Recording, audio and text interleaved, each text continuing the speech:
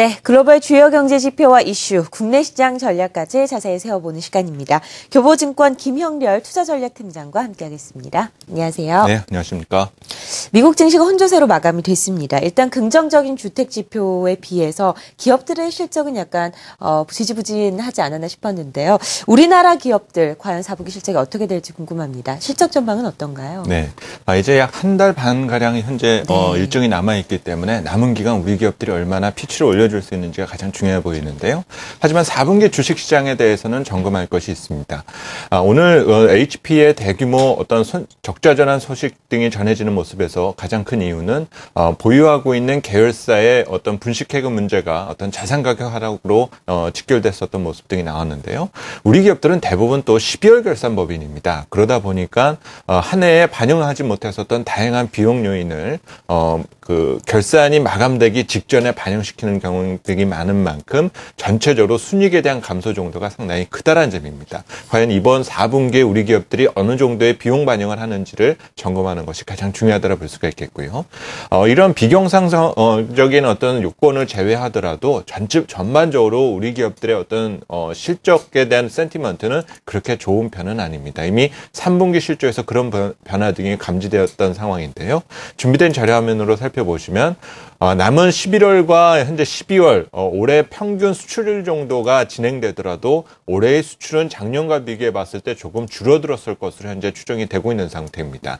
마찬가지로 우리 전체 기업들의 매출액도 지난해 1,900조 원을 넘었었던 것과 비교하면은 올해는 이를 밑돌면서 소폭 감소할 것으로 예상이 되고 있는 상태인데요. 다시 말하면 4분기의 어떤 실적 효과에 대한 기대감 등은 상당히 누그러질 가능성 자체가 있다는 점입니다. 네. 따라서 최근에 어떤 주가의 반등 상황은 불확실성에 대한 제거 과정이지 어떤 실적에 대한 기대감으로서 평가하는 것은 조금은 이르다라 볼 수가 있겠고요. 하지만 4분기 실적이 꼭 부정적이다라고 해서 비관할 필요까지는 분명히 없어 보입니다.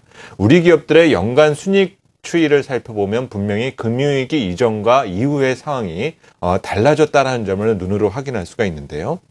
화면에서 보시면 금융위기 이전에 우리 기업들의 연평균 순이익은 대략적으로 56조 원 내외였었습니다.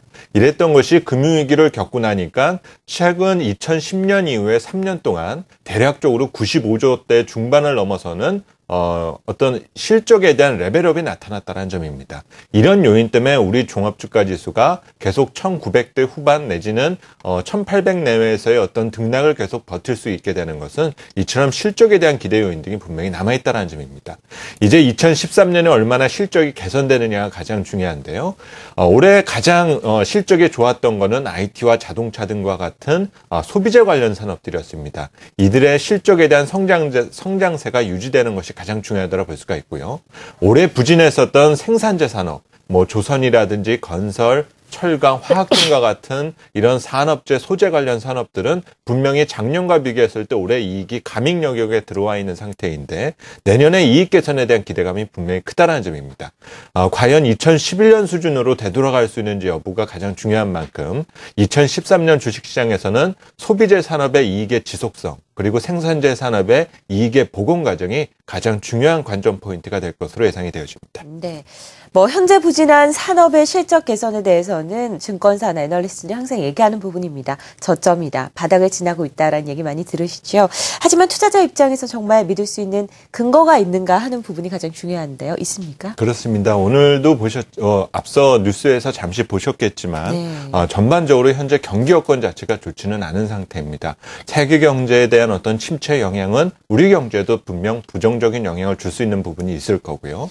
하지만 또 그 앞서서 뉴스 내용에서도 보셨겠지만 우리 기업들의 경쟁력이라든지 어떤 기업의 체질이 바뀌었다는 점도 분명히 인정해 줄 필요가 있다는 점입니다. 네. 준비된 자료 화면으로 설명을 드리겠는데요.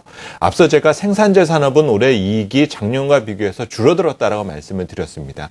하지만 이 생산재 산업의 매출 추이를 놓고 보면은 그 이전에 말씀을 드렸었던 것처럼 우리 기업들의 이익이 금융위기 이전과 비교해서 레벨업 되었던 모습과 마찬가지로 생산재 산업의 매출은 그렇게 크게 줄지가 않았습니다. 내년에도 올해보다는 조금 더 매출은 늘어날 것이다라는 기대감 등을 갖고 있는 만큼 현재 부진한 산업의 이익 개선 기대감 등은 분명히 강하다라 볼 수가 있겠고요. 이에 대한 속도를 결정하는 것은 어제 말씀을 드렸었던 물가의 속도라는 점입니다. 물가가 상승한다라고 요즘 물가에 대해서도 상당히 널뛰기가 심하다라는 얘기들이 많이 있는데요. 네. 만약에 내년에도 물가가 오를 거다라고 예상을 하시는 분들이 계시다라면은 마찬가지로 기업들의 실적도 개선될 가능성 자체가 크다라고 보시는 것이 맞습니다. 그만큼 어떤 자산 가격에 대한 상승 효과가 분명히 기업들 이익에도 반영된다는 점을 들 수가 있는데요. 현재 신흥국 물가 상승률은 지난 10년 평균 기준으로 약 한 5% 정도 내외입니다. 최근 물가가 약화되다 보니까 아무래도 제조업 중심의 신흥국 기업들의 이익 모멘텀은 빠르게 하강하는 모습 등이 나타나줬는데요. 이런 상황은 과거에도 여러 번 우리가 경험을 했었습니다. 하지만 물가는 계속적으로 오르고 있다는 거죠. 결국은 이익에 대한 수렴 현상이 나타날 수 있는 여지 자체가 있다는 점입니다. 특히나 현재 통화정책의 방향은 저금리, 유동성 공급 등을 통해서 계속 인위적으로 인플레이션을 자극하는 정책 쪽으로 적어도 2015년까지 유지가 될 것으로 예상이 된다는 점입니다. 다시 말하면 현재 실적이 부진한 기업들도 물가만 오르게 된다라면은 점진적으로 시차를 두고 이익에 대한 개선 확률이 분명히 높다는 점이겠죠. 따라서 2013년 실적 전망에 대해서 극단적으로 비관할 필요는 분명 없다라 볼 수가 있고, 오히려 내년 선진국 경기의 회복 정도에 따라서 이익의 한 단계 추가적인 상향 가능성 등에 대한 부분 등이 점검받게 될 것입니다. 네. 이런 부분 등이 동행되어서 주식시장에 대한 추가적인 어떤 상승의 잠재력, 이런 부분 등이 평가받을 가능성이 있는 만큼 어떤 실적에 대한 어떤 극단적인 비관적인 판단을 내리는 것은 다소 좀 유보할 필요가 있다고 판단이 됩니다. 네. 어제 시장에 대한 소식을 좀 들어보고 앞으로의 전략도 세워볼 텐데요. 외국인들이 9일 만에 순매수세에 나섰습니다. 코스피 지수가 1890선까지 다시 올라와 있는 상황. 앞으로의 전략 어떻게 세우는 게 좋을까요? 네, 우선 연말까지 어떤 시장 추세적인 의미를 찾기는 쉽지는 않아 보입니다. 가장 큰 이유는 연말 들어서 거래대금이 별로 늘어날 조짐을 보이고 있지 않다는 거죠. 어느덧 외국인과 기관 투자자들은 한 해를 마무리하는 쪽에 초점을 맞춰두고 있고 내년을 준비하고 있다는 점입니다. 시장 거래대금이 마른다라는 것은 어떤 시장의 어떤 활동성과 추세적인 의미를 찾기가 어렵다는 측면이기 때문에 투자자 측면에 있어서는 전략 수립에 있어 조금 단기적인 시각에 변동성을 역용하는 전략 자체가 필요하다고 판단됩니다. 그만큼 업종에 대한 순환매가 시장에서는 활발히 이루어질 가능성 자체가 있고, 올 상반기 우리가 경험했었던 것 같은 전차 장세, 어떤 특정 업종에 대한 지속력 있는 상승을 기대하기란 쉽지가 않다라고 판단이 되어지고요. 최근에 나타나는 현상 중에 하나는 절대 밸류에이션에 기초한 종목 발굴이 활발해지고 있다는 점입니다. 당장 업황이 어떻다라든지 실적이 좋아진다라는 측면보다 오히려 현재 장부 가치를 기준해 봤을 때 주가가 그만큼 싸다라고 믿는 종목들은 산발적으로 반대하는 성향들이 나타난다는 점인데, 이번 주 초반에 조선주의 상승이 바로 대표적인 경우다라 볼 수가 있습니다. 이런 순환 가능성이 현재 실적이 부진한 화학이라든지 철강 업종 사이에서도 나타날 가능성이 있다라는 측면 등을 기억하실 필요가 있겠고요. 지금 경기방어주가 대세니까 경기방어주로만 가자라는 식에 대한 어떤 그 선호 업종에 대한 쏠림이라든지 집착은 다소 좀 버릴 필요도 있다라는 점입니다. 마찬가지로 최근 중소형주에 대한 부침이 심하다라는 것도 기억을 해두실 필요가 있겠고요. 하지만 전체적으로 내년 상반기까지의 어떤 긴 호흡에서 바라봤을 때 가동될 부양 정책에 대한 어떤 모아지는 귀결점은 결국은 생산재 산업에 관심이 많이 커져가고 있다는 점입니다. 네. 이래서 중기적인 관점에서는 철강이라든지 화학업종에 관심을 가져두시는 것이 필요할 것 같고요.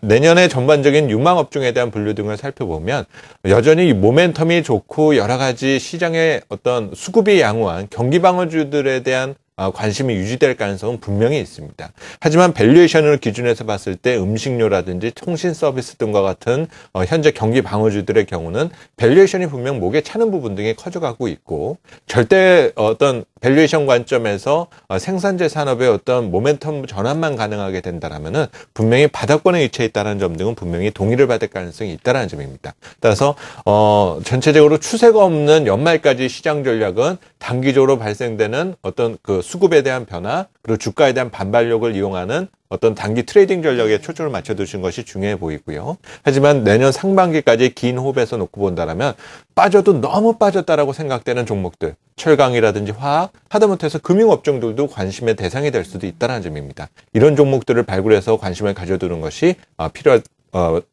필요한 상황으로 판단이 되어집니다. 연말까지는 단기적인 트레이딩 전략 그리고 쉼업을 길게 가져가는 중장기 전략에서는 과매도 종목으로 좀 접근을 해보는 필요가 있다라는 이야기까지 들어봤습니다. 교보증권 김영래 투자전략팀장과 함께했습니다. 말씀 고맙습니다. 네, 감사합니다.